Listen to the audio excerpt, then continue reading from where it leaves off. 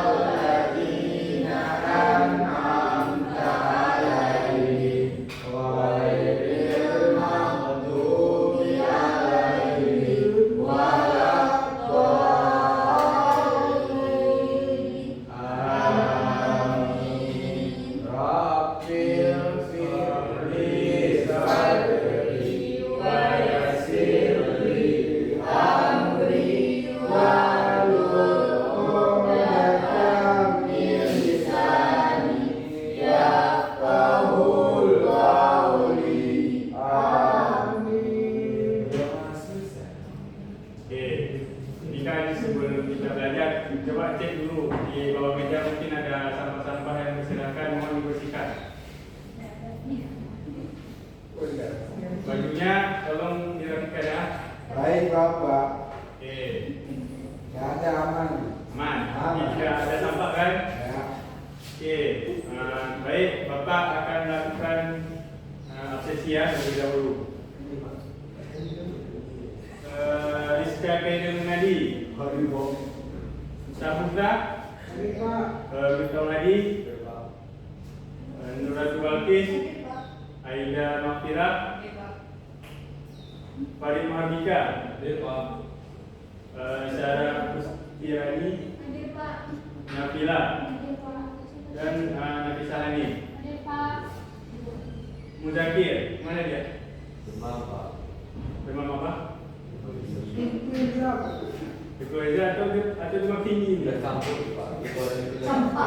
Berarti dia rumah sakit sekarang. Oke, ada gaya jenguk? Oke, baik. Ada lagi nggak yang tidak berhadir hari ini? Ulfa kenapa dia? Itu ada Pak. Berarti ini apa ya? Oke. Baik. Untuk minggu kemarin kalian belajar tentang apa? Teks berita Bapak. Ada tahu nggak apa itu teks berita? Saya. Coba kamu jelaskan apa itu teks Teks berita. berita itu adalah yang menjelaskan tentang peristiwa atau memberitahu kepada khalayak baik di dalam media sosial maupun di media massa. Kalau menurut kamu lagi apa itu teks berita? Teks berita Pak ya. Kalau di belakang jangan ibu ya. Teks berita itu yang berisi laporan tentang peristiwa Pak, atau nyata ya Pak. Jadi kalau teks itu berita nyata maka dijadikan teks berita yang nyata Pak. Jadi kan bisa kemarin belajar tentang teks berita. Jadi kita akan ada belajar nih ciri-ciri dari teks berita. Ada yang tahu apa itu ciri-ciri dari teks berita? Saya Pak. Coba, Ratu coba jelasin. Ciri-ciri teks berita yang pertama aktual dan faktual, yaitu menyajikan informasi yang baru dan benar-benar terjadi. Yang kedua mengandung unsur W5, 5W atau adiksi 5. Informasinya lengkap dan mendalam. Itu yang ketiga sistematis dan lengkap, yaitu disusun secara berurutan dan informasinya menyeluruh. Yang keempat bahasanya baku dan komunikatif, yaitu menggunakan bahasa standar yang mudah dipahami. Yang kelima objektif dan berimbang. paham, yaitu tidak menghina dan menyajikan fakta apa adanya. Yang keenam, memiliki judul yang menarik, yaitu judul mewakili seluruh isi berita. Yang ketujuh, terdapat sumber berita, yaitu sumber informasi yang jelas dan dapat dipertanggungjawabkan. Menurut Atu, apa itu maksud dari 5W1H? Apa itu? Kalau 5W1H itu Pak, ada what, apa, yaitu peristiwa apa yang terjadi. Terus ada who, di mana peristiwa itu terjadi. Terus ada when, kapan peristiwa itu terjadi. Where, siapa yang terlibat dalam peristiwa itu. Why, mengapa peristiwa itu terjadi, atau latar belakang atau penyebabnya. Terus yang terakhir ada who, bagaimana proses atau kronologi tersebut terjadi. Oke, berarti Ratu masih ingat ya pembelajaran tentang minggu lalu. Oke. Jadi kan hari ini kita akan belajar tentang teks pidato. Jadi sebelum kita mulai pembelajaran pidato, ada yang pernah nggak berpidato atau mengikuti lomba pidato gitu? Hadi Pak. Hadi, Ya. pernah mengikuti lomba pidato? Ya Pak. Saat Hadi tampil berpidato atau mengikuti lomba, pasti ini Hadi mempunyai panutan saat berpidato. Mungkin suka dari kayak bahasanya atau apa, mungkin dari seorang tokoh itu. Ada Pak. Siapa? Pak Presiden kita Prabowo. Maksudnya dari apanya Hadi suka cara Pak Prabowo berpidato? Dari mananya mungkin? Cara menyampaikannya Pak. Cara penyampaiannya seperti yang tegas gitu. Jelas Pak. Oke, bagus.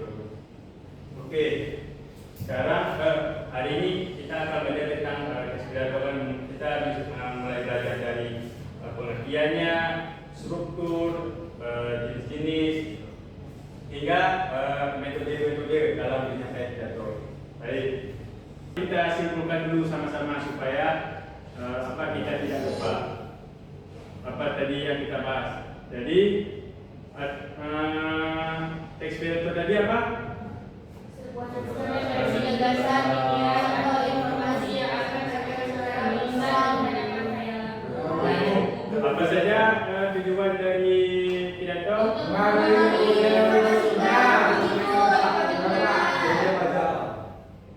Semangat IT. Ya. Oke, selanjutnya apa saja struktur pidato? Pembukaan, isi pidato, penutup. Bagus. Jenis-jenis pidato? Informatif, persuasif, argumentatif, kreatif. Metodenya? Impromptu, manusia, militer, ekstempora. Oke, bagus sekali. Tepuk tangan sekali. Jadi untuk minggu depan Bapak akan memberi tugas bagi kalian. Jadi minggu depan kalian akan tampil berpidato ya, dan maju ke depan. Dia bersama Pak. Ya, Pak. Enggak, nanti Bapak yang tentuin. Setelah itu kalian harus cari naskah yang bagus supaya pidato